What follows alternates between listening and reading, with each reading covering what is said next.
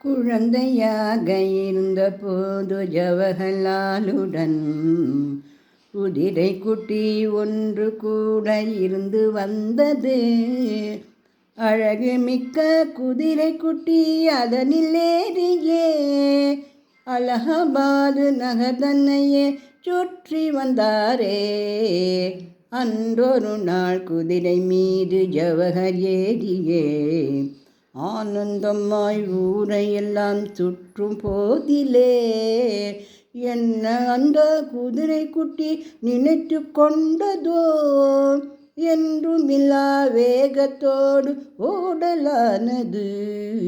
விருட்டென்றந்த குதிரை குட்டி பாய்ந்து ஓடவும் வீழ்ந்து விட்டார் ஜவஹர் அங்கே தரையின் மீதிலே.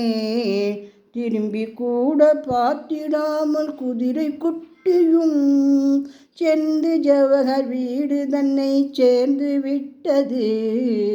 குதிரை மட்டும் திரும்பி வந்த காட்சி கண்டதும் குழந்தை எங்கே என்று பெற்றோதிகைகளாயினர். பதறிக்கொண்டு பெற்றவரும் மற்றையோர்களும் பல இடங்களில் ஜவஹர்லாலை தேடலாயினர்.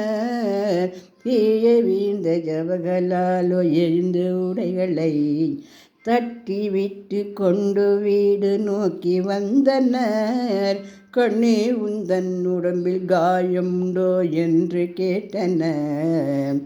அன்புடனே தலையை உடலை தடவி பார்த்தனர். எந்த குதிரை நலமுடனே வந்து சேர்ந்ததா என்ற ஜவஹர் தன்னை அவர்கள் வியந்து நோக்கினர்.